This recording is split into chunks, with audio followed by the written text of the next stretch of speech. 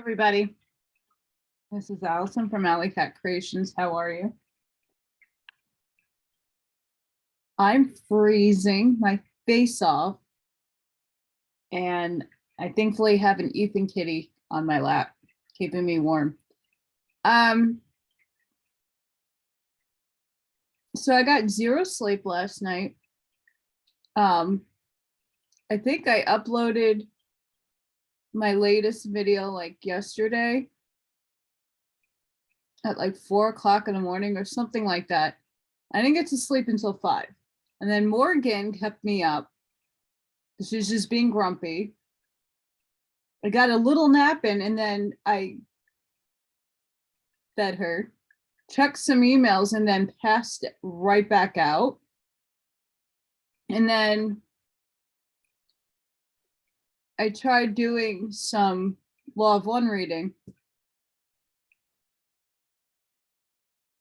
And then I got distracted by a ton of other things that came into my purview. And then I've been cold. So I've just been like in a snug ball, literally just trying to keep warm because I cannot afford my electric bill. So the heat can't come on. Let's see how cold it is. It was 43 degrees and it's pouring rain outside. Fun. Although certain events were avoided today. We know what I'm talking about. Check it out on my Telegram channel. You'll get the scoop.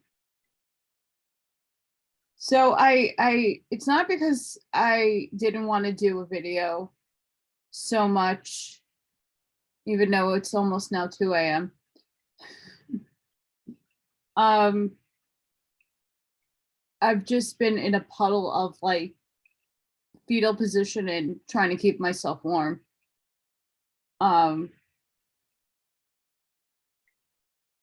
And kind of catching up on some things.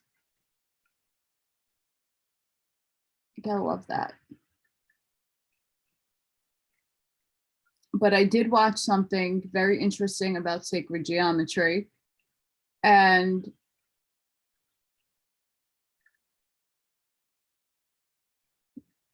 one of my favorite philosophers came to mind. Now, I haven't done a Schopenhauer. This guy, he's cranky, he's grumpy.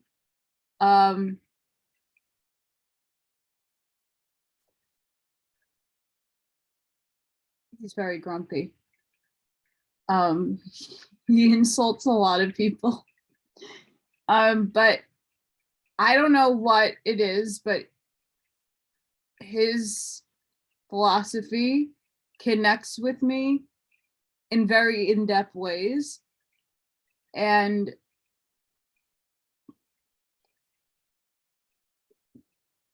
my Friedrich Nietzsche, whatever you want to say, was studying him. And a lot of the philosophers, him and Hegel, and I like Hegel, don't get me wrong. I have a book I have to dissect from Hegel to share with all of you.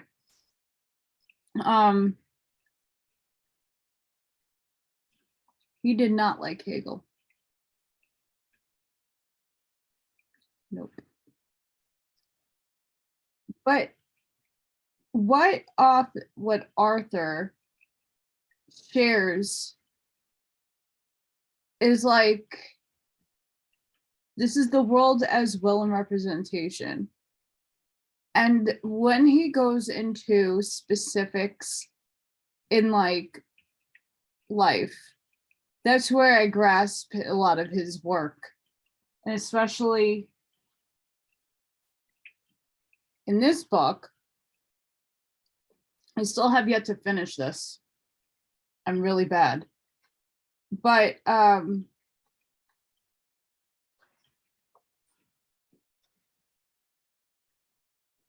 I don't know if I marked down the quote about school. It's like epic. Epic.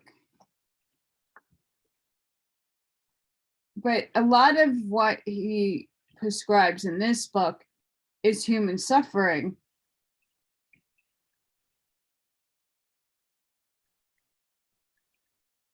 And since I'm going through my own human suffering in this form,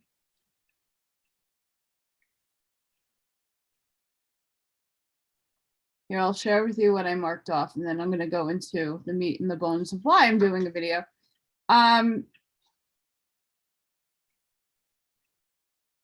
When I read the books that I do, and I just bear with me. A lot of times understanding the philosophy, the metaphysics of things is quite important, because philosophy gives an objective view and a lens from people who aren't of a religious notion. I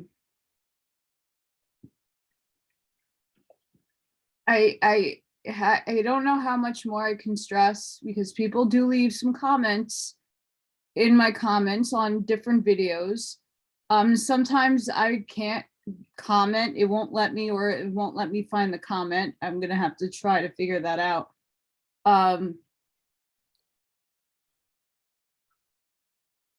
There's no absolute truth. And when we hark on it's your way or nobody's way, that's not how you learn.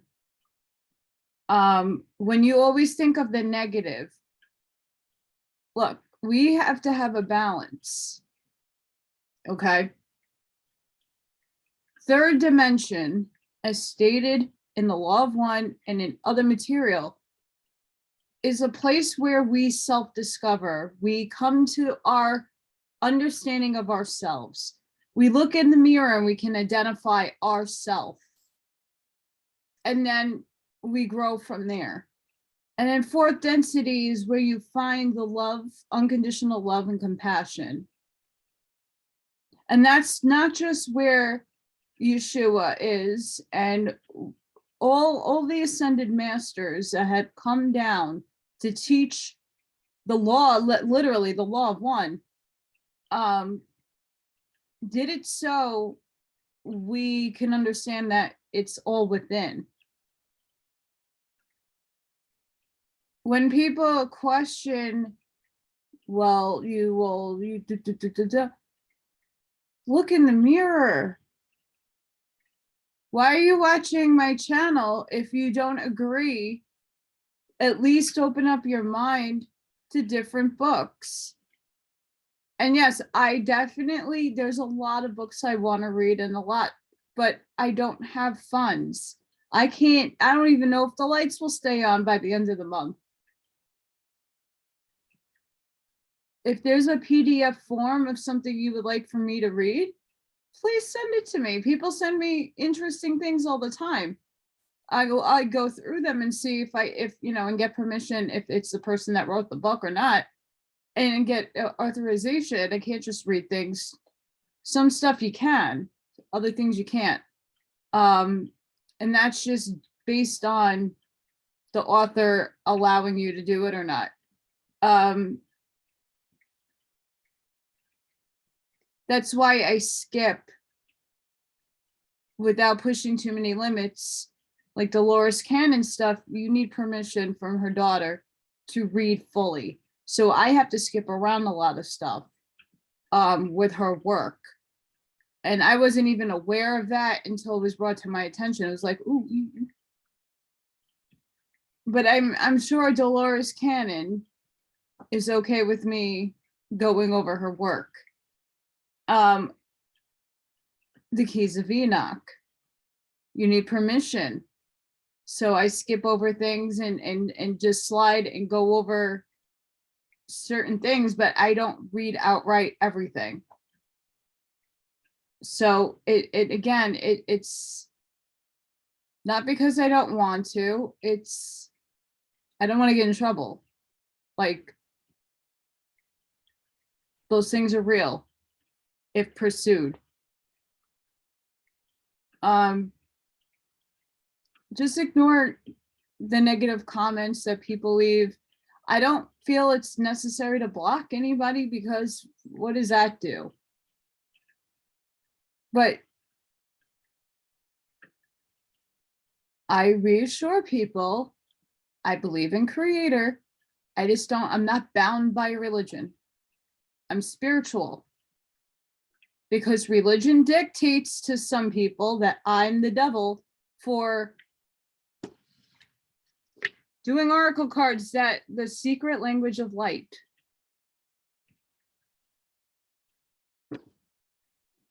And reading sacred geometry activation oracle cards. That's so satanic. Yeah.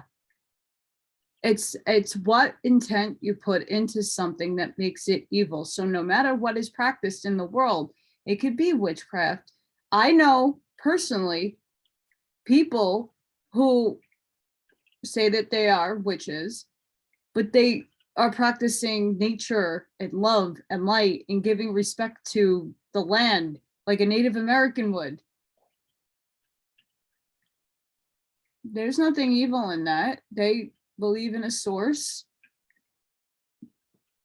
There's names for create. How many names God can have? A lot. Because there's so many different languages in the world. People do voodoo.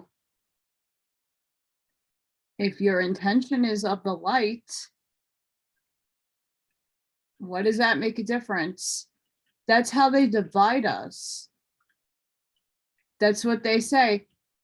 People in when the original people, the Vikings, the Vedics, the Buddhists, the Hindus, all these people, the Native Americans, when they were coming into society, there was no literal religion. There wasn't the one person that dictated everything or came down with a message. It was probably most likely otherworldly extraterrestrials who brought forth some information. But before that, people just gave credence to the land. There's no fault there. It's what it was. There was a developing society. These people were developing. These are our ancestors. It was you once. Again, if you believe in that. Again, if you don't resonate with the things that I say, that's fine. If you think I'm satanic, don't watch my stuff. You have the free will.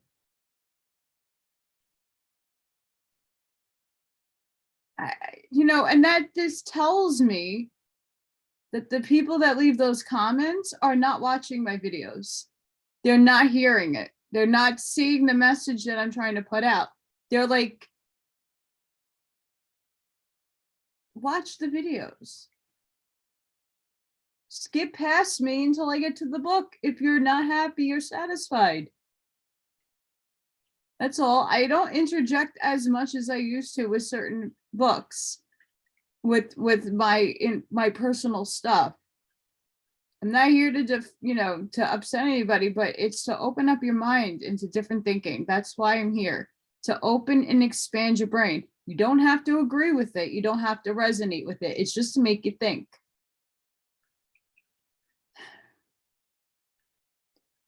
And if you feel attacked, go look inside yourself and ask, why do you feel that way?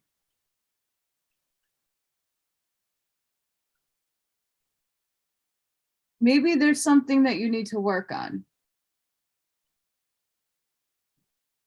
I'm not here to disrespect anybody's religion. Everybody's on their own path. Again, we are creators. We are fractalizations of creator playing out a role that we arranged with him, her, and the energy, the no moment, whatever you take as it what it is. Okay. We came back for this time now to start remembering who we were, why we are here, and what is it that we are supposed to do moving forward to better this planet.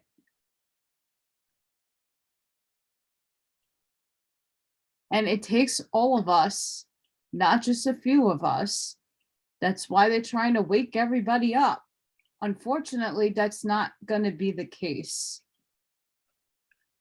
You know, people are like, oh yeah, they got rid of things off the airplanes. Well, that doesn't help me. Still doesn't help me. And you don't know how long these things last. I mean, we've had court cases where judges were like, yeah, that doesn't work. It's unconstitutional. And they still break the Constitution here. I mean, again, is New York really a state? I don't think so anymore. But, you know, I'm stuck here and I have to deal with it. So here I am. So I do want to thank everybody for bearing in mind as the channel grows. I have to kind of reiterate things because people really aren't watching what my messages are. They're making assumptions and then they're judging. Whatever. But if you see comments that don't resonate with you, don't read them. If it's a fear-mongering one, just pass it by. We're adults. And it is what it is. I can't convince everybody. I'm not going to be able to do that.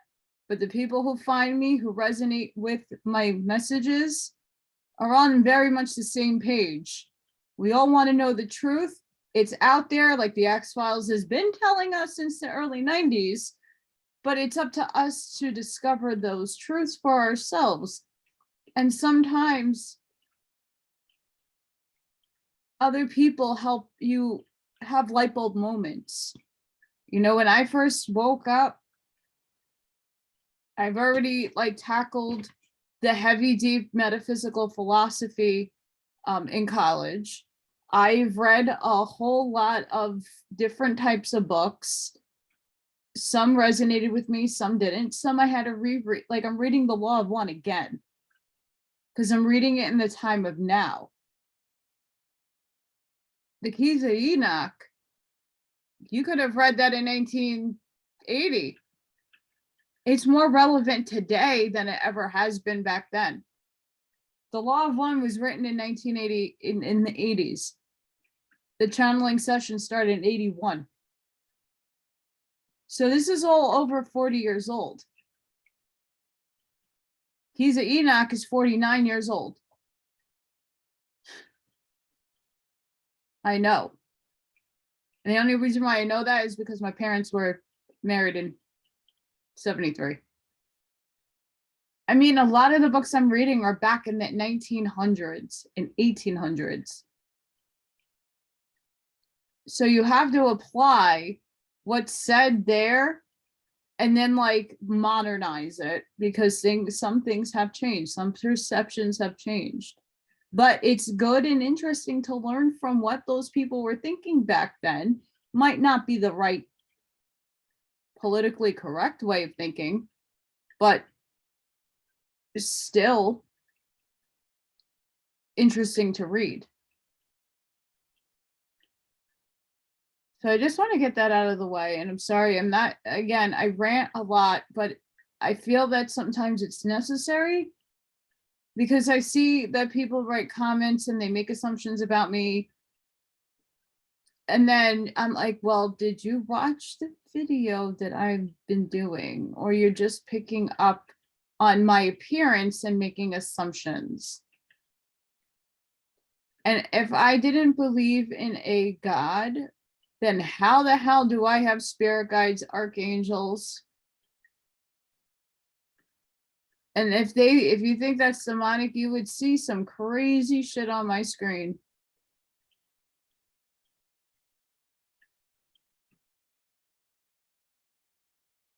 I'm not here to infiltrate anybody's minds. I'm here to open them up. There are people out there, right, who do that. They're getting paid to do that. I'm not. There's a huge difference right there. People get paid to put this information out there. So you know someone is valid if you're following different movements. If you feel that they're not resonating with you, then you have to question their means of getting their income. Because sure as no one's paying me to say anything besides doing me. People are getting paid to be the psyop. People sign non-disclosure agreements as well. I have none of that. I'm a pure intention. And if you don't think I am, then I don't know why you're watching me.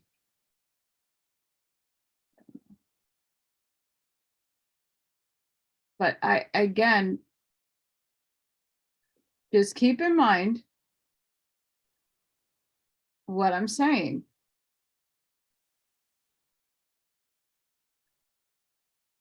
And my mission is to help transition people that aren't aware of these books or this information, and not just the religious stuff. I mean, all of it is spiritual in essence, and I'm not reading the Bible, am I? I'm reading Urantia, the Awaspe book. I'm reading Pistis Sophia. These are like not things that a lot of people have heard of. You might have heard of it.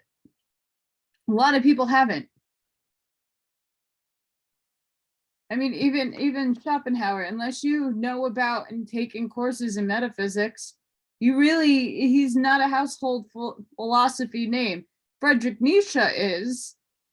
Hegel, he too. A lot of people heard of him, but they know about Plato. I mean, I could read that metaphysics book. I have it. Pythagoras, but a lot, Socrates, but a lot of people haven't heard of the like Kant and Goethe. I mean, there's so many. Like, I have a huge philosophy section in my little library behind me, well, in front of me.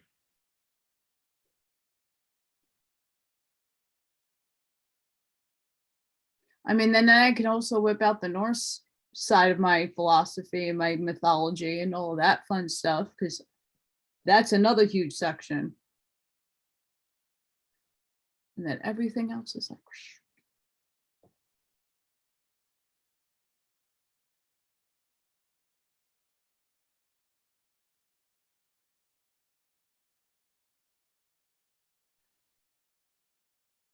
It's now Tuesday. It's 2 a.m. by me.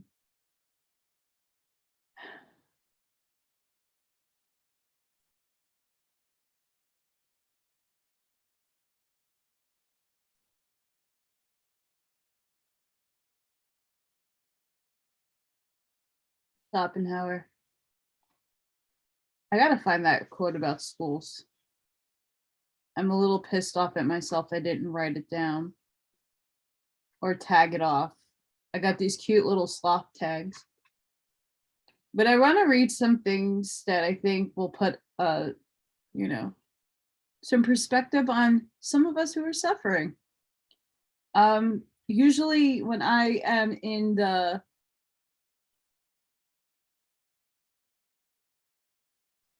I wouldn't say, yes, I'm depressed, because, you know, things happen out of my control.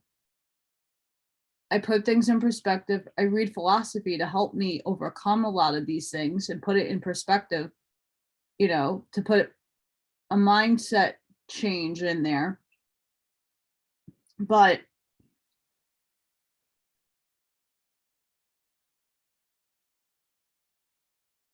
we all are tasked for something, and I haven't found the task yet. This is one of them, for sure, but it ain't making my income, and I do need a job. So if there's anybody out there, something that I can actually do, just email me and we could chit chat. I chit chat on Telegram and Messenger all the time. All right. Our faculty of knowledge is directed entirely outwards in accordance with the fact that it is the product of a brain function that has arisen from the purposes of mere self-maintenance, and hence for the search for nourishment and the seizing of prey. Therefore, everyone knows of themselves only as of this individual, just as it exhibits itself in external perception. If, on the other hand, a person could bring to consciousness what they are besides and beyond this, they would willingly give up their individuality, smile at the tenacity of their attachment thereto, and say, what does the loss of this individuality matter to me?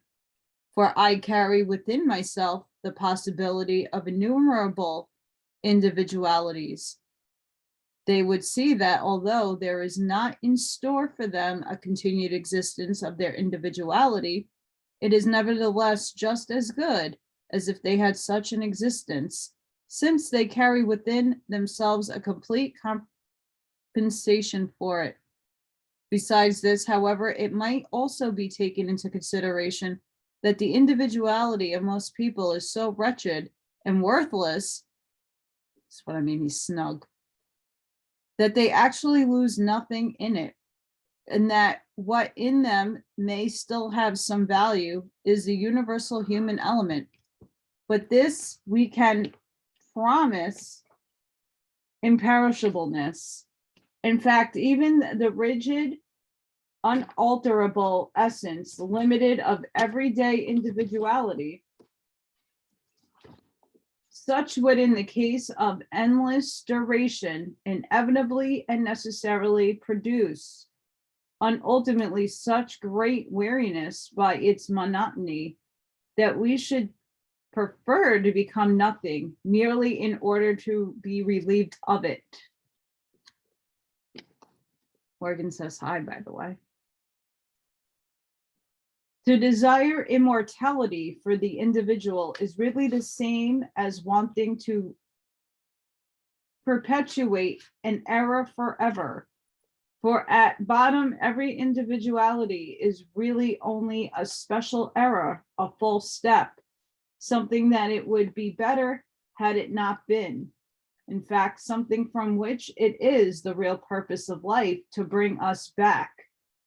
This also finds confirmation in the fact that most, indeed really all, people are constituted that they could not be happy no matter in what world they might be placed in.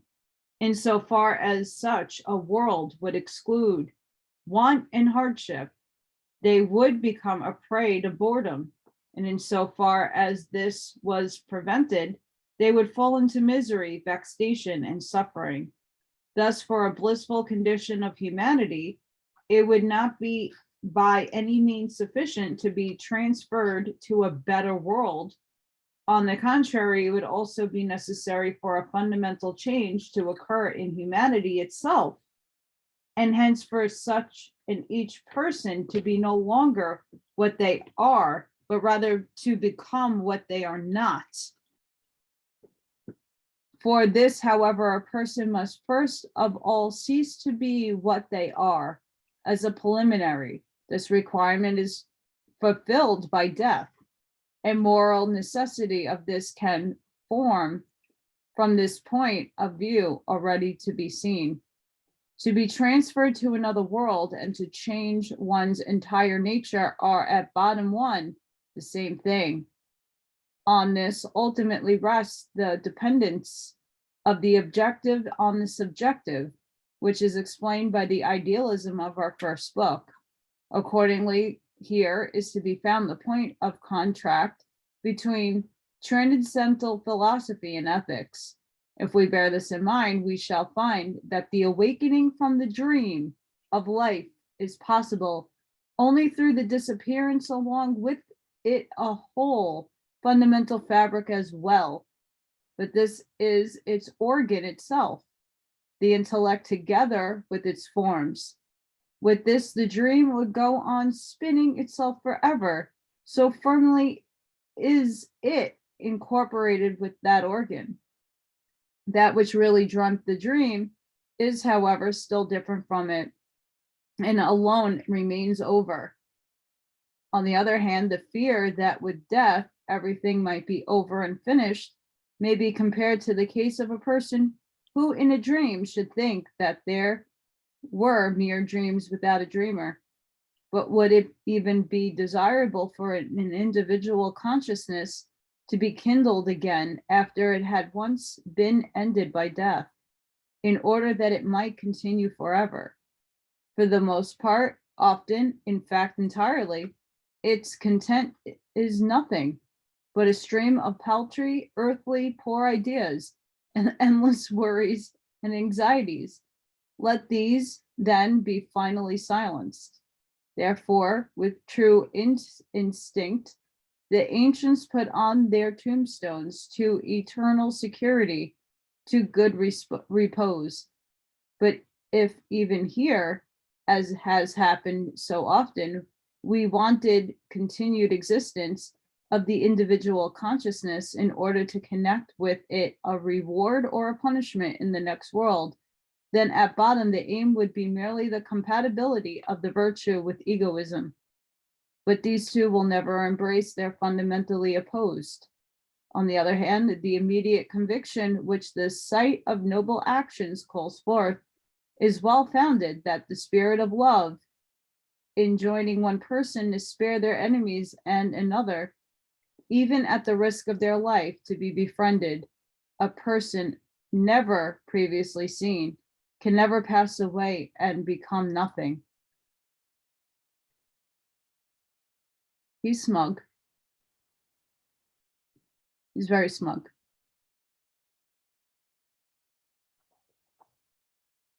Very, very smug. But that's okay. The most complete answer to the question of the individual's continued existence after death is to be found in Kant's great doctrine of the identity of time. Just here does the doctrine show itself to be specifically fruitful and rich in important results, since it replaces dogmas which lead to the absurd on the one path as on the other, by a wholly theoretical but well-proved insight, and thus at once settles the most exciting of all metaphysical questions. To begin, to end, and to continue are concepts that derive their significance simply and solely from time. Consequently, they are valid only on the presupposition of time, but time has no absolute existence. It is not the mode or manner of the being in itself of things, but merely the form of our knowledge of the existence and inner being of ourselves and of all things. And for this reason, such knowledge is very imperfect and is limited to mere phenomena. This is reference to this knowledge alone do the concept of ceasing and continuing find application, not in reference to that which manifests itself in them, namely the being in itself of things. Applied to this, such concepts therefore no longer have any true meaning, For this is also seen in the fact that an answer to the question arising from those time concepts becomes impossible, and every assertion of such an answer, whether on the one side or the other, is open to convincing objections. We might indeed assert that our being in itself continues after death, because it would be wrong to say that it was destroyed, but we might just as well assert that it is destroyed, because it would be wrong to say that it continues at bottom. The one is just as true as the other. Accordingly, something like an antinomy could certainly be set up here, but it would rest on mere negations. It is one in it one would deprive the subject of the judgment of two contradictory opposite predicts, but only because the whole category of the predicts would not be applicable to that subject. But if one deprives it of those two predicts, not together but separately, it appears as if the contradictory opposite of the predict denied in each case, they're thus proved of the subject of the judgment. This, however, is due to the fact that incommensurable quantities are here compared, in as much as the problem removes as to a scene that abolishes time, but yet asks about time determinations. Consequently, it is equally false to attribute these to subject and to deny them, which is equivalent to saying that the problem is transcendent. In this sense, death remains a mystery.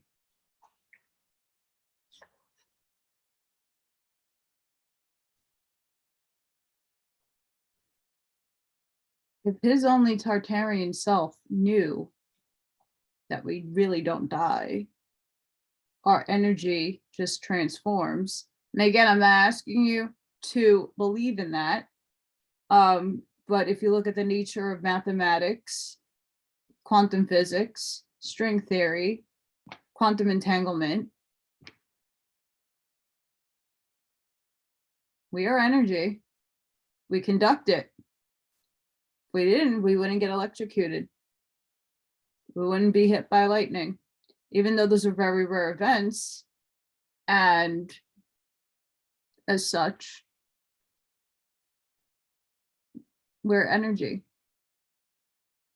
That's how our neurons work. That's how our brain works. You just can't see it. But it doesn't mean it doesn't exist. That's why philosophy is very interesting, because it questions everything. And it goes into logic and reason. But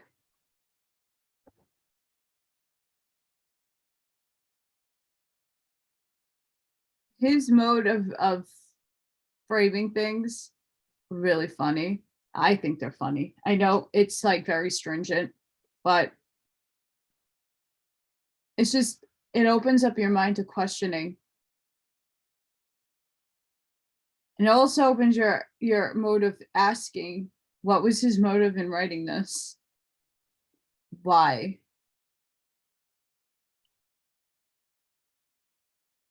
You know, when one looks at the world at large and questions things, you don't need to come up with all the answers, but it's interesting to know what they are and what you find out. And that's really the end of the day, what we all should be doing. It's just we're not given the time to do it.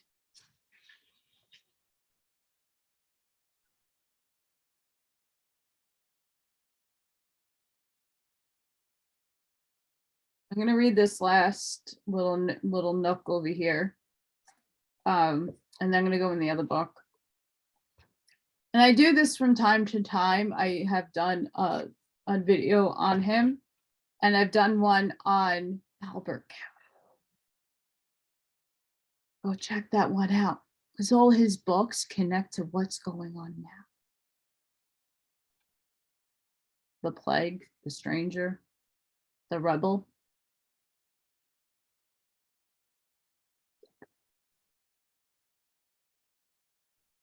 The concept of ceasing to be is certainly applicable to the human being as phenomenon in time. And empirical knowledge plainly presents death as the end of this temporal existence. The end of the person is just as real as it was in the beginning. And in just that sense in which we did not exist before birth, shall we no longer exist after death, but no more can be abolished through death than was produced through birth. And so that cannot be abolished, by which birth first of all became possible. In this sense, born and unborn is a fine expression. Now the whole of empirical knowledge affords us mere phenomena. This only phenomena can affect by the temporal process of arising and passing away, not that which appears, namely the being in itself. For this inner being, the contrast conditioned by the brain, being arising and passing away, does not exist at all. On the contrary, it has lost meaning and significance. This inner being, therefore, remains unaffected by the temporal end of a temporal phenomenon, and always retains this existence to which the concepts of beginning and end and continuance are not applicable. But insofar as we can follow up this inner being, it is in every phenomenal being its will. So too in the human being. Consciousness, on the other hand, consists in knowledge, but this has been sufficiently demonstrated, belongs to activity of the brain, and consequently as function of the organism to the mere phenomenon, and therefore ends therewith. The will alone, of which the work, or rather the copy, was the body, in what is indestructible. The sharp distinction between will and knowledge, together with the former's primacy, a distinction that constitutes the fundamental characteristic of my philosophy, is therefore the only key to the contradiction that shows itself in many different ways, and always arises afresh in every consciousness, even the crudest. This contradiction is that death is our end, and yet we must be eternal and indestructible. Hence, it is the we feel and experience that we are eternal of Spinoza. All philosophers have made that mistake of placing that which is metaphysical, indestructible, and eternal in the human being in the intellect. It lies exclusively in the will, which is entirely different from the intellect, and alone is original. As was most thoroughly explained in the second book, the intellect is a secondary phenomena and a condition by the brain. Therefore, beings and ends with this. The will alone is that which conditions the kernel of the whole phenomenon. Consequently, it is free from the forms of the phenomenon, one of which is time, and hence it is also indestructible. Accordingly, with death, consciousness is certainly lost, but not what produced and maintained consciousness. Life is extinguished, but with it not the principle of life which manifested itself in it. Therefore, as such in certain feelings says to everyone that there is in them something positively imperishable and indestructible. Even the freshness and vividness of our recollections from the earliest times from childhood are evidence that something in us does not pass away with time, does not grow old, but endures unchanged. However, we are not able to see clearly what this imperishable element is. It is not consciousness any more than it is the body, on which consciousness obviously depends. On the contrary, it is that on which the body together with consciousness depends. It is, however, just that which, by entering into consciousness, exhibits itself as will. Of course, we cannot go beyond this most immediate phenomenal appearance of it, because we cannot go beyond consciousness. Therefore, the question what that something may be, insofar as it does not enter into consciousness. In other words, what is absolutely in itself remains unanswerable.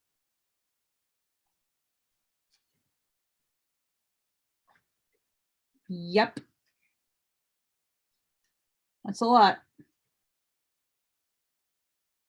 It's a lot.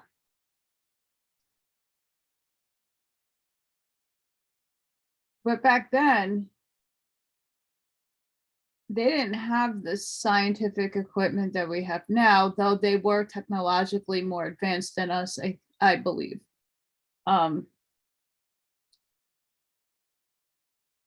They knew a lot, but they weren't thinking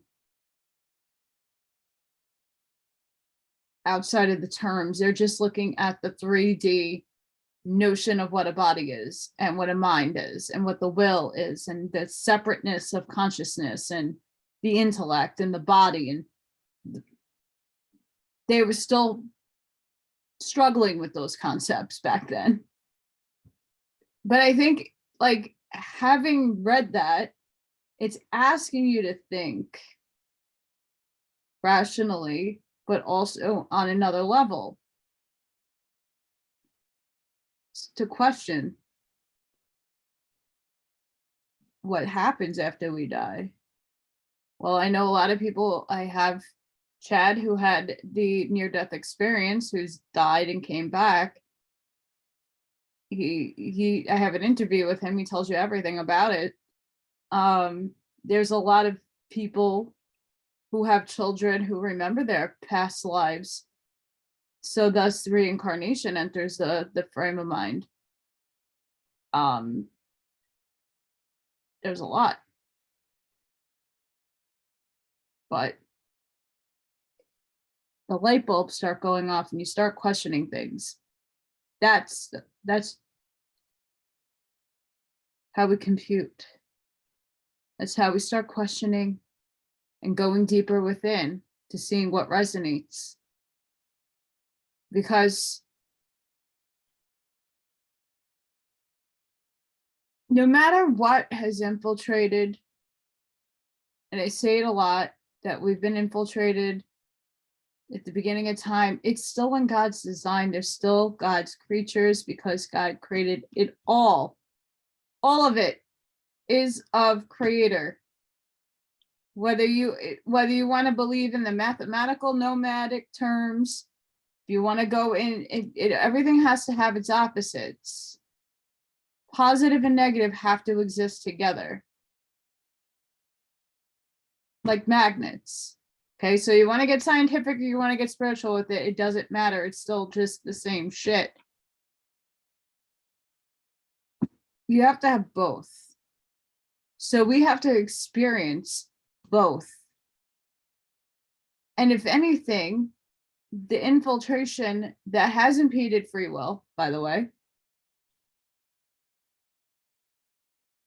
has taught us, now that we are consciously aware of it, because a lot of us were not aware.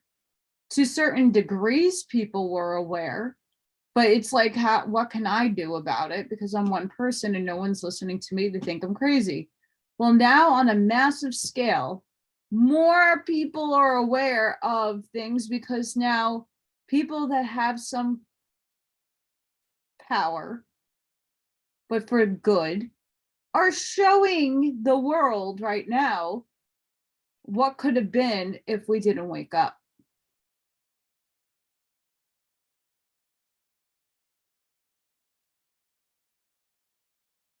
And it's layered. It's not easy.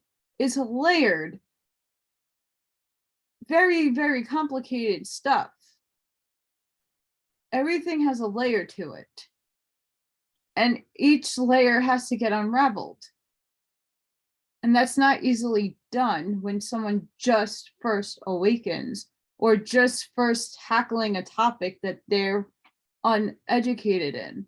And it's not to say that they're unaware of unaware of these things, but a lot of people are still in their growing up in one way and one mode of thinking paradigm, that they challenge everything because that's what they've been taught to do, and not researching everything. And there's nothing wrong with the one person paradigm, the one way you were brought up, because that's what you resonate with. I didn't grow up in a paradigm. I was offered choices.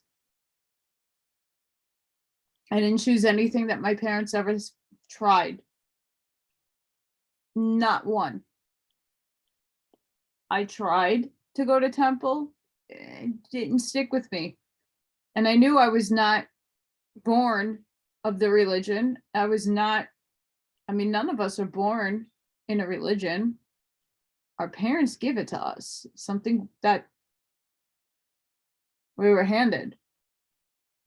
I was born Southern Baptist. My mom was Southern Baptist. Doesn't make me one. And then I was adopted by a Jewish family. Didn't follow it either because it didn't align with me. Not to say that the religions are bad or that they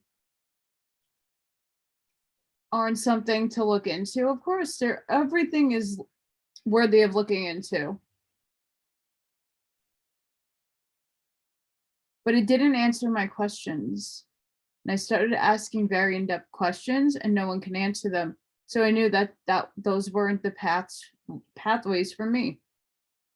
I found more of my logic and reasoning in philosophy, metaphysics, in math, but I conceptualize math, I can't do it. So if someone explains it to me, I can see things moving in my brain.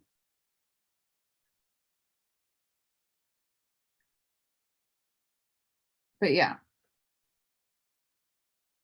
death is a topic that a lot of people are very like cringy. A lot of people are scared of it. There's nothing to be scared about. Nothing. We will all at one time, our avatar dies. Avatar. Our soul doesn't die. We move up, we get harvested. This event that's going to happen in a succession of time, as we know time, it's not going to happen in a flash. It's not going to be some Noah event that's going to wipe everybody out. It's going to happen in the way that it was meant for you to have it. Everybody's going to go on their own journey and seek it for themselves. It's a consciousness. It's a knowing and awakening.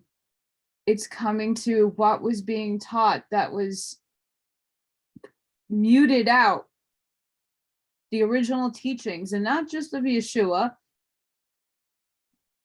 Remember, if you read the Keys of Enoch, and you're seeing it, and even though I know like the Rancha people are like, but no, but it's there. There's a government upstairs, right?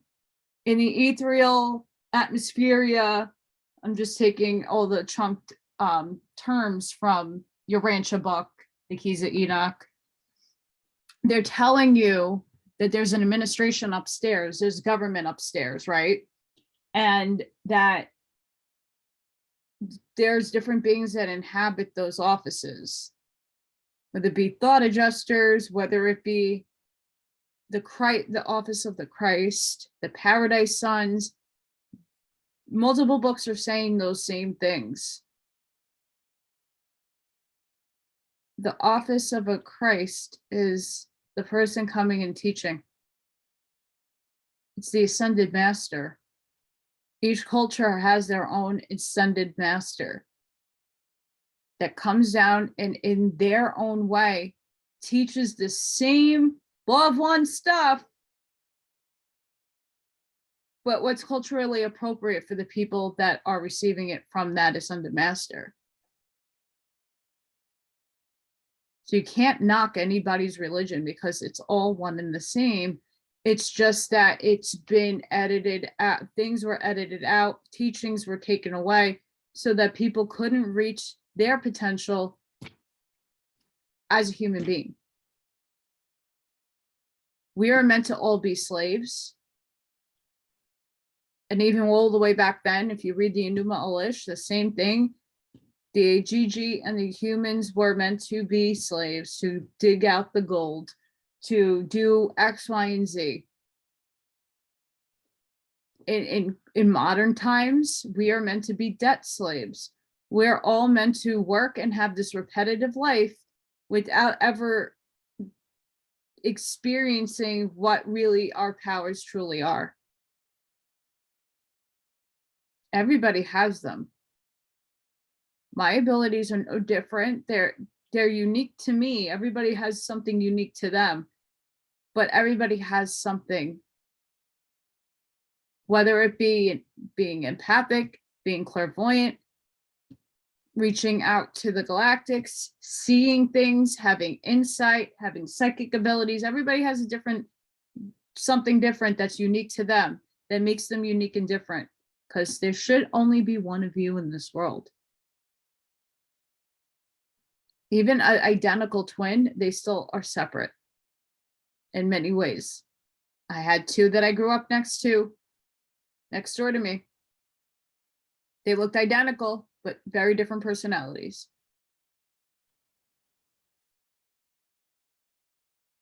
So when we, the doppelganger thing, and people look similar to each other, but I hope there's only one of me. And if you see another one of me out there in the world, then we know I was cloned.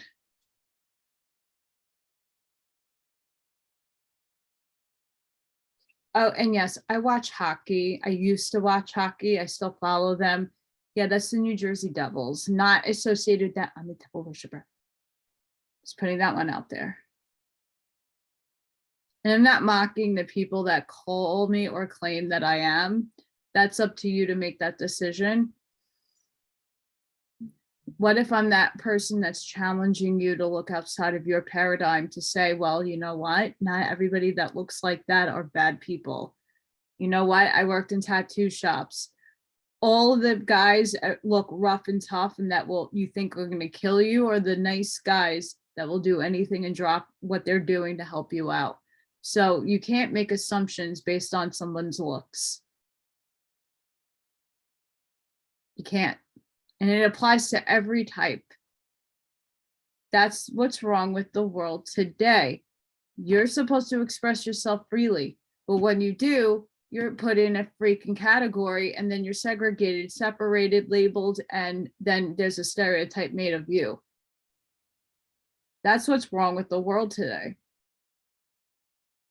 Sure, describing something, yeah, somebody's missing, you're going to describe them, but not placing a label on them and letting it stick. What happens if Gothic people are the nice, and they are? They're sweet. Yeah, are some of them into the dark stuff? Absolutely. But so are the very pretty stars that you see and you idolize, that you watch like on television. They're all devil worshippers, FYI, because they sign their souls away to the evil guy downstairs. That's where the greed stuff runs in. So if anybody isn't aware of that, yeah, they all worship the devil. Even the hunky guys, even those stars that you're like, oh, you drool over. Oh, they all sign their souls away. Not just the heavy metal guys that play the guitars. They sign their souls to the devil. And some of them have outrightly said that they have. So I do not look like Britney Spears, and I don't look like any one of those people, but The Kardashians are showing you. Big time. Their disclosure, by the way.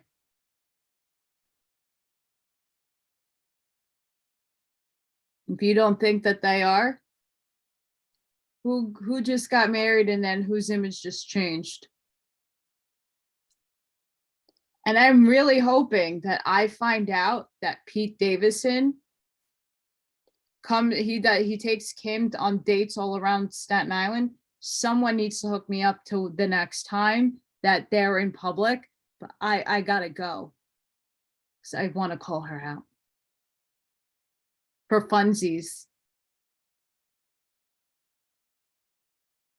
Oh yeah.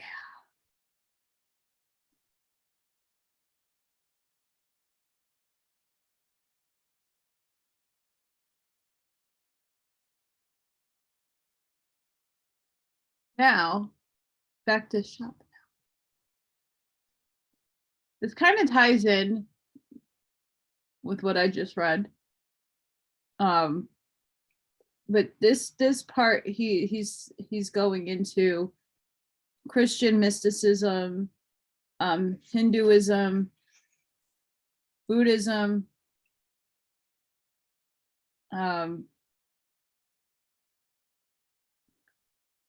he goes into some of the Vedic stuff,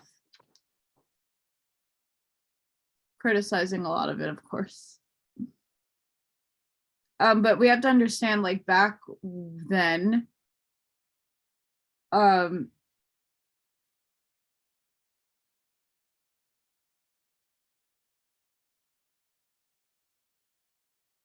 spiritualism, just like in the books that the couple of books that I've been reading, like The Keys to the Universe, Melchizedek, I'll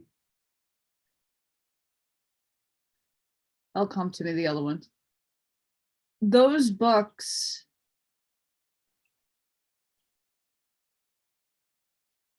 are all, Stoicism, mysticism, and still in the confines of religion. And there was a really big thing back then. Again, 1800s. Things were way different back then. The paradigms of how people viewed life was extremely different back then. People questioned the ancients differently. They were trying to all come to their, like, that's really where Nietzsche, Schopenhauer, even Spinoza and Kant, they, in my view, we're looking at religion and like picking it apart because they were just trying to come to their own truths. I don't agree with everything that they have said, but they do make really strong arguments in some cases with certain belief systems that they promote and some philosophy that they, derive from. So I do find it very interesting. Again, when you're reading things, it's just to open up your mind. It's not something that you need to believe in as the end all be all of existence. And I'd like to stress that with a lot of people. Like a lot of people like, why would you read that on the suffering of the world? Like, why would I not? The world is suffering right now, and sometimes people put things into words that spark something within you that the light bulb goes off. And those light bulb moments are tremendous. Tremendous. So I'm going to read. I have now mentioned the sources from which we can obtain a direct knowledge, drawn from life, of the phenomena in which the denial of the will to live exhibits itself. To a certain extent, this is the most important point of our whole discussion. Yet I have explained it only quite generally, for it is better to refer to those who speak from direct experience than to increase the size of this book unnecessarily by repeating more feebly what they say.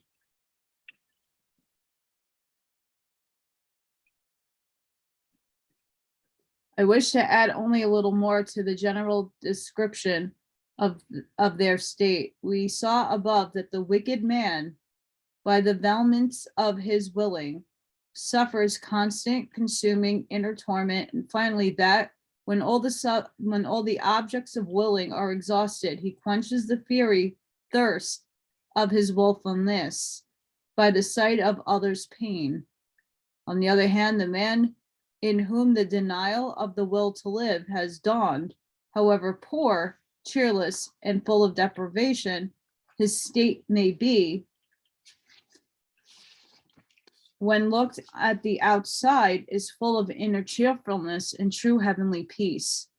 It is not the restlessness and turbulent pressure of life, the jubilant delight that has keen suffering as a preceding and superseding condition, such as constitute the conduct of man attached to life, but it is an unshakable peace, a deep calm and inward serenity, a state that we cannot behold without the greatest longing when it is brought before our eyes or imagination, since we at once recognize it as that which alone is right, infinitely outweighing everything else, at which our better spirit cries to us the great sapir adieu. Sorry, guys, my nose is itchy because my hair is on it. We then feel that every fulfillment of our wishes won from the world is only like the alms that keep the beggar alive today, so that he may strive again tomorrow. I actually highlighted that. I like that quote. Resignation, on the other hand, is like the inherited estate. It frees its owner from all care and anxiety forever. It will be remembered from the third book that aesthetic pleasure is in the beautiful constants, to a large extent in the fact that when we enter the state of pure contemplation, we are raised for the moment above all willing, above all desires and cares. We are, so to speak, rid of ourselves. We are no longer the individual that knows in the interest of its constant willing, the correlative of the particular thing to which objects becomes motives, but the eternal subject of knowing purified of the will, the correlative of the idea. And we know that these moments, when delivered from the fierce pressure of the will, we emerge, as it were, from the heavy atmosphere of the earth, are the most blissful that we experience. From this, we can infer how blessed must be the life of a man who will is silenced, not for a few moments, as in the enjoyment of the beautiful, but forever indeed completely extinguished, except for the last glimmering spark that maintains the body and is extinguished with it. Such a man who, after many bitter struggles with his own nature, has at least completely conquered, is then left only as pure knowing being, as the undimmed mirror of the world. Nothing can distress or alarm him anymore. Nothing can any longer move him, for he has cut all the thousands of threads of willing which hold us bound to the world, in which, as craving, fear, envy, and anger drag us here and there in constant pain. He now looks back calmly and with a smile on that phantasmagoria of this world, which was once able to move and antagonize even his mind, but now stands before as indifferently as chessmen at the end of a game, or fancy dress cast off in the morning, the form and figure of which taunted and disquieted us on the carnival night. Life and its forms merely float before him as a fleeting phenomenon, as a light morning dream to one half awake, though and through which reality already shines, and which can no longer deceive. And like the morning dream, they too finally vanish without any violent transition. From these considerations, we learn to understand what Madame Guyon means when, towards the end of her autobiography, she often expresses herself thus: everything is indifferent to me. I cannot will anything more. Often I don't know whether I exist or not. In order to express how, after the dying away of the will, the death of the body, which is indeed only the phenomenon of the will, and thus with the abolition of the will loses all meaning, can no longer have anything bitter, but is very welcome.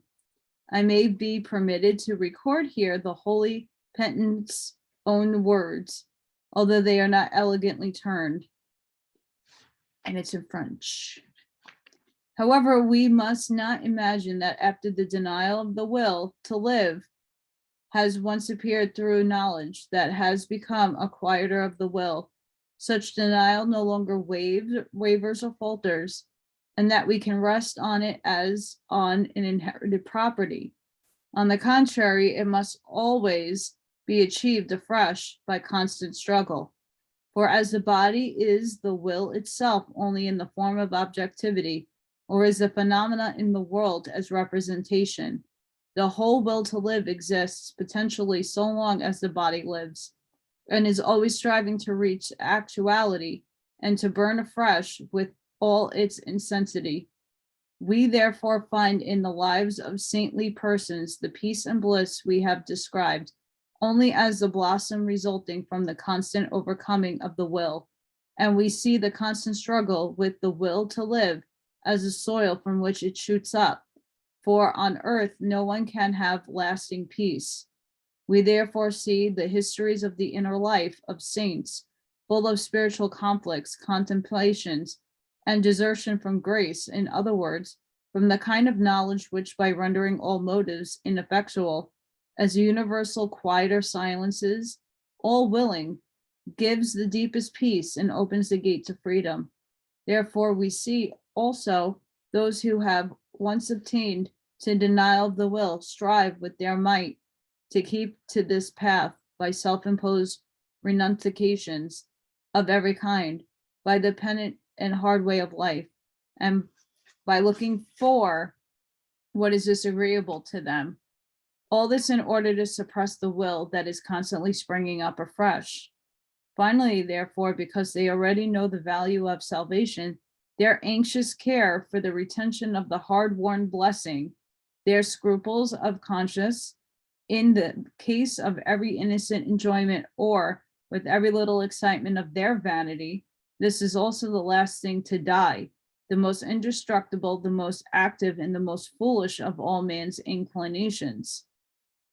By the expression aestheticism, which I have already used so often, I understand in the narrow sense this deliberate breaking of the will by refusing the agreeable and looking for the disagreeable, the voluntary chosen way of life of penitence and self-chastisement for the constant mortification of the will.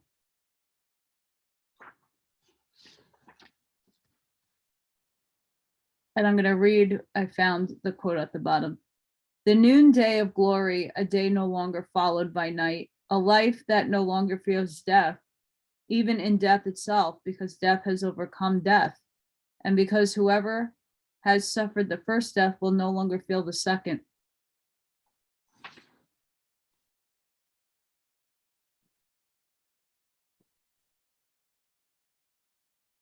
In real life, we see those unfortunate persons who have to drink to the dredge the greatest measure of suffering, face a shameful, violent, and often painful death on the scaffold with complete mental vigor, after they are deprived of all hope.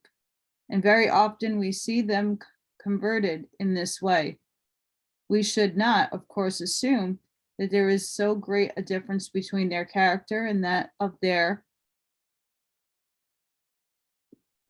hang on,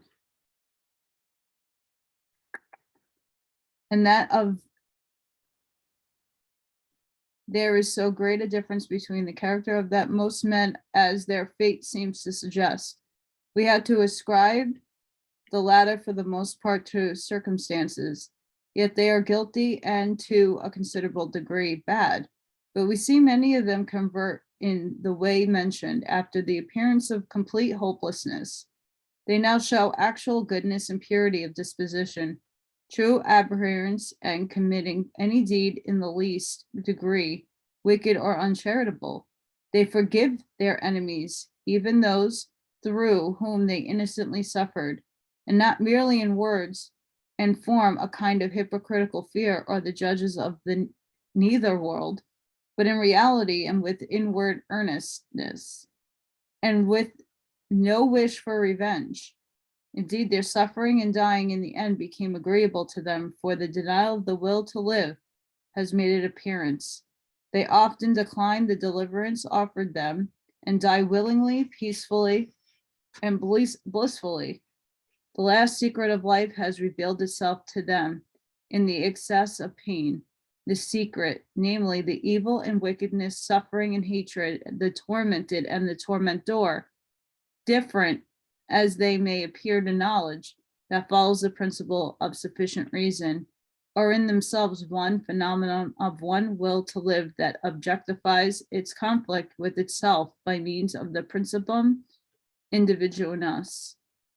They have learned to know both sides in full measure, the wickedness and the evil, and since they ultimately see the identity of the two, they reject them both at the same time. They deny the will to live.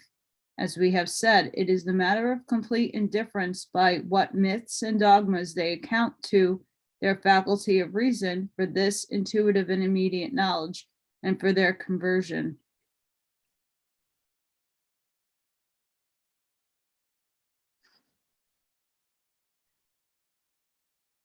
Things that make you go, I'm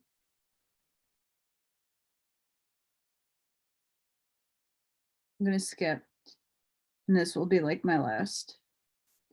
However, a knowledge of the above-mentioned kind of nature of this existence may depart again simultaneously with its occasion, and the will to live within its previous character may reappear. Thus we see that the passionate Benvenuto Cellini was converted in such a way, once in prison and again during a serious illness, but relapsed into his old state after the suffering had disappeared. In general, the denial of the will by no means results from the suffering with the necessity of effect from cause. On the contrary, that will remains free. For here is just the one and only point where its freedom enters directly into the phenomena. Hence the astonishment so strongly expressed by Amos about the transcendental change. For every case of suffering, a will can be conceived with surpass in it intensity and unconquered by it. Therefore, Plato speaks in the Video of persons who, up to the moment of their execution, feast, carouse, drink, indulge in sexual pleasures, affirming life right up to the death. Shakespeare in Cardinal Balfour, sorry guys, can't do it, presents to us the fearful end of a wicked ruffian who dies full of despair, since no suffering or death can break his will. That is vehement to the extreme point of wickedness.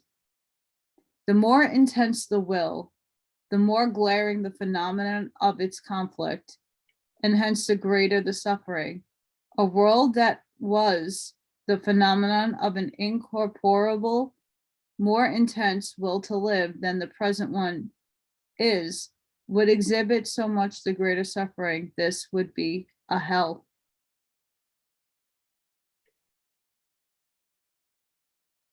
Since all suffering is a mortification and a call to resignation, it has potentiality, a sacrificing force. But this is explained the fact that great misfortune and deep sorrow in themselves inspire one with a certain awe. But the sufferer becomes holy an object of reverence to us only when surveying the course of his life as a chain of sorrows or mourning a great incurable pain. He does not really look at the consecration of circumstances which plunge just his life into mourning. He does not stop at the particular great misfortune that befell him, for up until then, his knowledge still follows the principle of sufficient reason and clings to the particular phenomenon. He still continues to will life, only not on the conditions that have happened to him. He is really worthy of the reverence only when his glance has been raised from the particular to the universal, and when he regards his own suffering merely as an example of the whole, and for him, for an ethical respect, he becomes inspired with genius. One case holds good for 1,000, so that the whole of life, conceived as essential suffering, then brings him to resignation. For the reason it is worthy of reverence when in Goethe's Torquato Tasso, the princess speaks of how her own life and that of her relations have always been sad and cheerless, and here her regard is wholly towards the universal.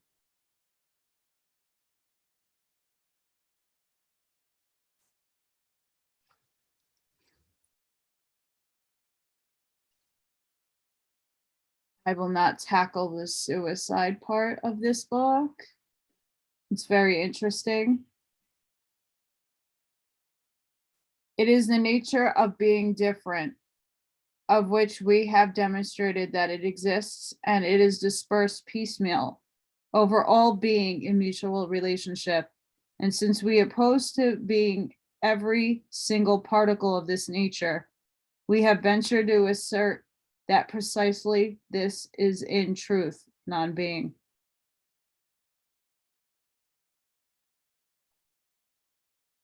Let that hit home for some people there.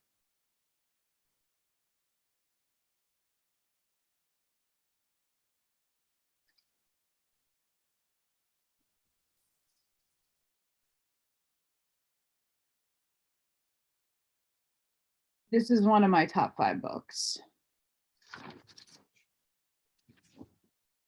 The World as Will and Representation. Again, I don't agree with everything he writes, but questioning everything the way that he does makes me spark my light bulbs, and then makes me question further. Like, why does he feel like that? Why did he observe that? But it also brings the question of the simpler times back then, but how do we apply what he's been talking about to now?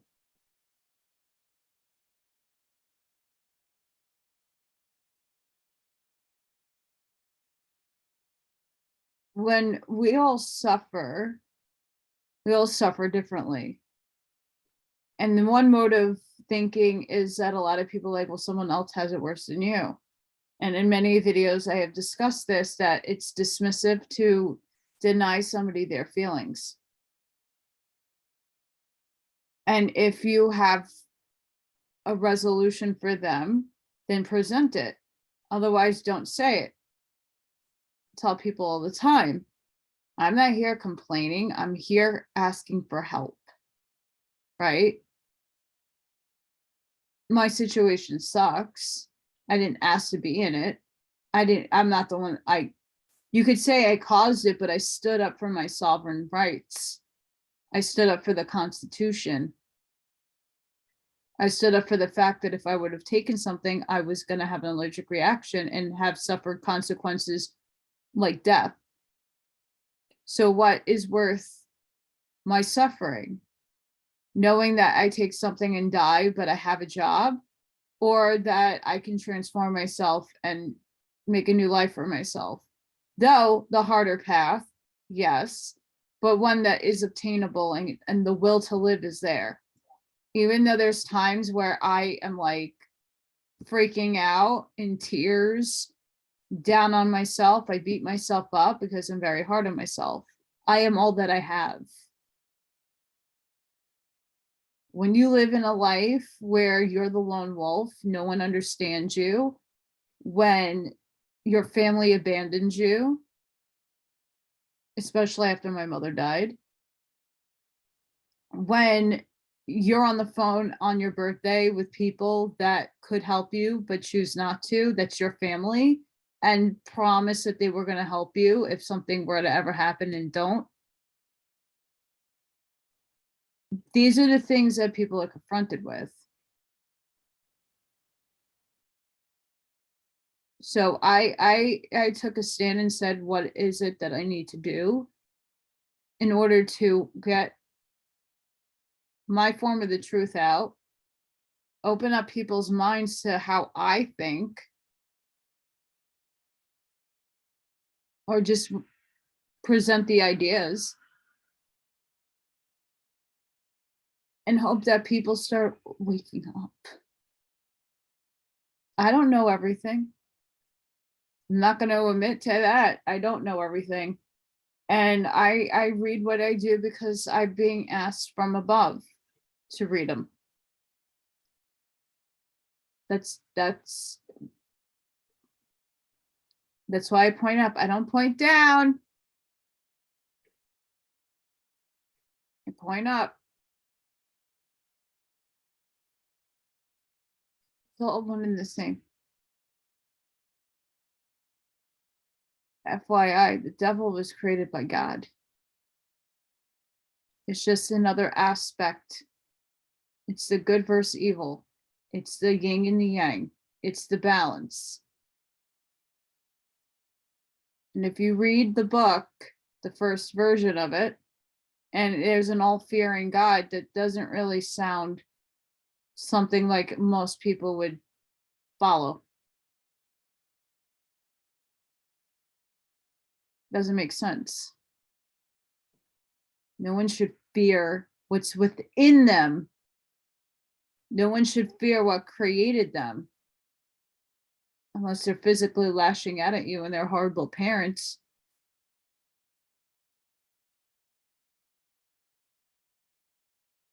We all signed up for this time and now.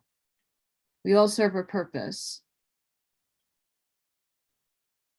You can't fear what is inevitably to come, but you can change it because we have the power of manifestation. The problem is we all need to focus our intention to the positive timeline that is sort of slowly merging into the old timeline that we are teetering in and out of. We all don't stay in third density. Many of us with higher thinking consciousness, we are continuously moving up and down in vibration and up and down into 4D, down back to third, up to it's vibration, it's frequency, it's mathematics, it's quantum physics, it's quantum entanglement, it's a multiverse.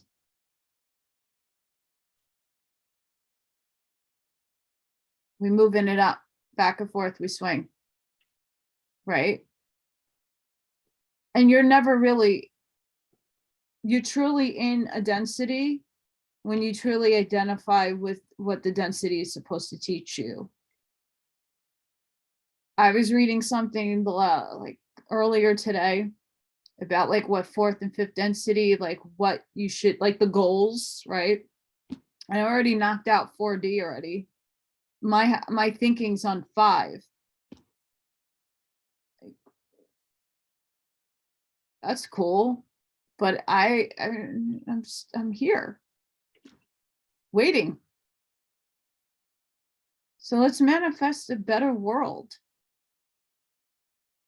I think a lot of us are done waiting for these people to make the changes for us. And, as much as we want to say it's our fault, like it can't be our fault if we didn't know. Consciously, we're not aware that these things were happening in our world. And a lot of you know what I'm talking about. There's a lot of injustices and a lot of negative Nancy things that has happened. Now, could we have stopped it? Yes and no. People are going to do what they're going to do regardless. Can you stop the total cataclysm? Of course.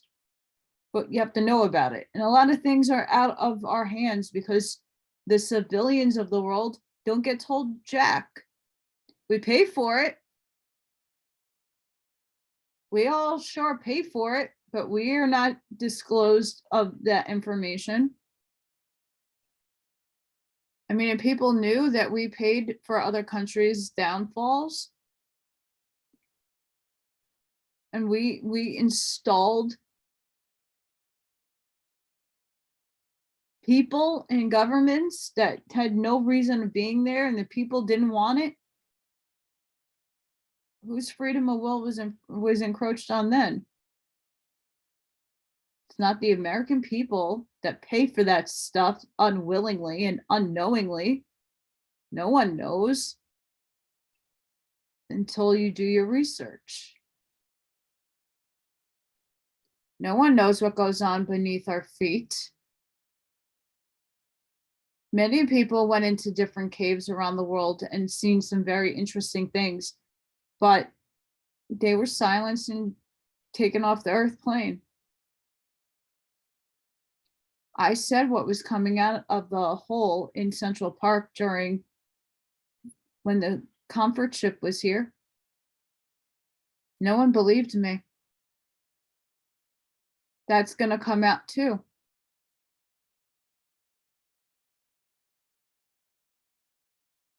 Why wasn't anybody in the Javits Center? There's a lot of things that are going to come out, things I cannot talk about.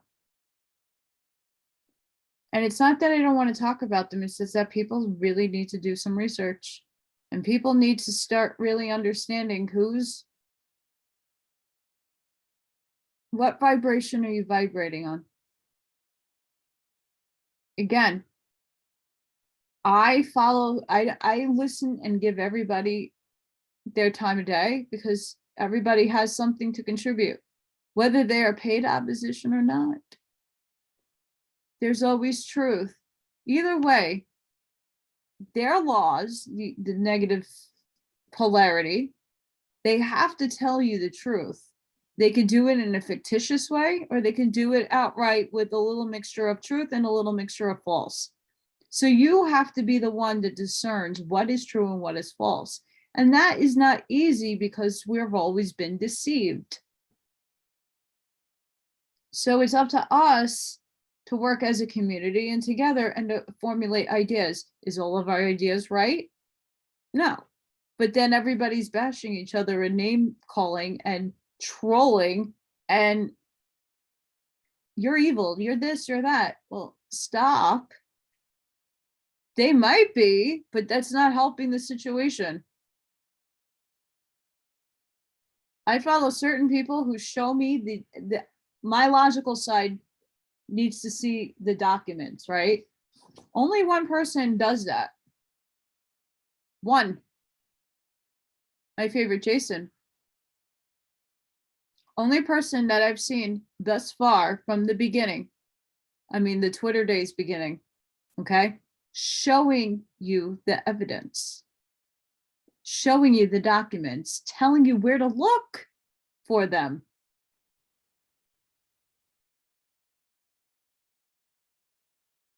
So until someone can show me their intel, it's all hearsay. When people are channeling entities, again, even the ones that we all think are bad, because there's two sides to the coin. Some believe Sananda is Sananda, and some people think Ashtar is Ashtar Command. Other people think Elena Denon is crazy that talks to Thorhan. Who's right, who's wrong? That's up to you to decide. The baddies infiltrated here, and I call them baddies because they're not of good, they're of the self-service to self. Doesn't make what they say wrong. They still serve creator. They might tell you no, they serve the one below, but that doesn't matter because it's again still creator's creation. It's a polarity. We need to learn how to balance both sides of ourselves. That's why you read I read Carlos Castaneda. It's the dark night of the soul. It's the self that you don't acknowledge. It's the dark side of yourself. It's all the, you can't be your authentic self if you are hiding what you really are inside. If you're not expressing yourself fully and truthfully, you're hiding. Stop hiding. I'm not hiding. I love what I do. I like my makeup. I do it differently. I put different nail polish on. I used to do all kinds of colored hair. No, that didn't make me somebody that was screaming in the middle of the street in Manhattan. I do what I do because I am my authentic self. I walk into my authenticity. My authenticity. Are you walking in yours? Or are you pretending to be somebody that you're not? These are the questions you need to ask. Be true to who you are. I'm true to who I am, and I don't care if someone's with me or not with me. It is what it is. If that means I'm alone for the rest of my life, that makes me fine. There's plenty of people that talk to me on a daily basis. I'm not as lonely as people. I'm physically in the lonely state. Not really, because I have kitty cats that keep me warm. I stopped giving away my energy to people who are not worthy of holding it, cherishing it, and giving me the respect that I deserve. When you devalue another person,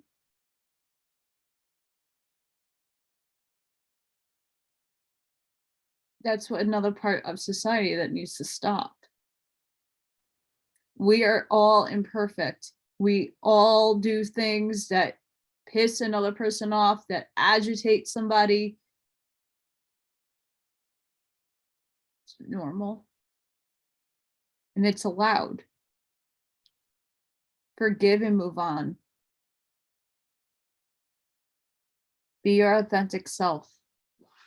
If you watch my oracle readings, it comes up a lot, especially in the last 2 months. In some readings, depending whatever the ones are, it always several of the cards come up being your authentic self, being yourself, being you are.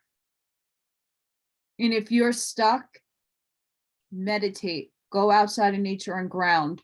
What is it that you want to do that you are holding yourself back on when it comes to yourself?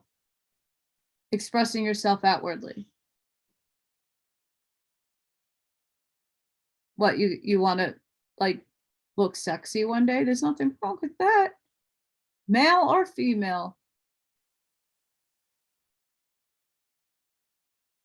I tried looking normal. It don't work. I'm going to look like me. Because I am one authentic person on this planet, because there's only one version of me. So why don't you make yourself the one version of you? The beautiful human being that you are. And I know that doesn't fly in other countries with a lot of religious holds and regulations,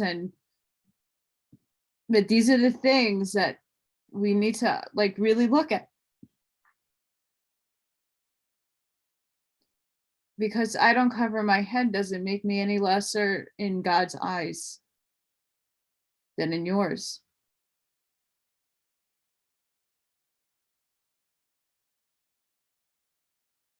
We all have different things and cultures that we grow up in for a reason, and it's all for soul growth.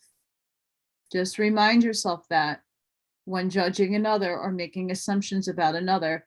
Everybody's culturally different, and that's okay. But no one's above another. We are all one and the same. We are all of the human race. Aliens, extraterrestrials, beyond the ice wall, underneath us, it doesn't matter. They view us as human. That's it. Doesn't matter if you're a starseed or not. You're in your human capacity in your avatar. Don't matter. You're human. We're human. You got to start acting that way. I know it's hard for me because I want to be me up, Scotty. I'm done here. I am. No, I forgive humanity and I forgive people. This is not an easy time to be living in. I don't know what it is like to be without having the news tell me we're at war. Every 4 years we were in a war. That was it. Every other point in my life there's a war and everybody's going over to do stuff that is really not of our concern.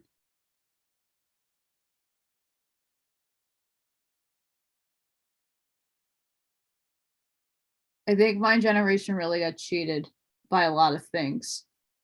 We weren't really given the step up like other generations had.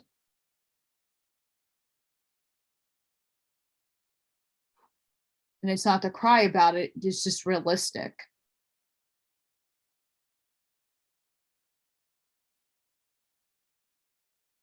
I'm hoping that things start to go down because we need everybody in this fight. And the letter that I wrote to a certain someone yesterday was all about that. Just because I live in a specific place shouldn't mean that I'm being punished for trying to save my situation the last 4 years and change the dynamics of things that have been rigged. And it's not just easy. Everybody's like, well, get out of there. Well, do you want to pay for the movers to come and move? Do you want to help me clean out my house? Do you want to, like, people are there and willing to help, but like financially,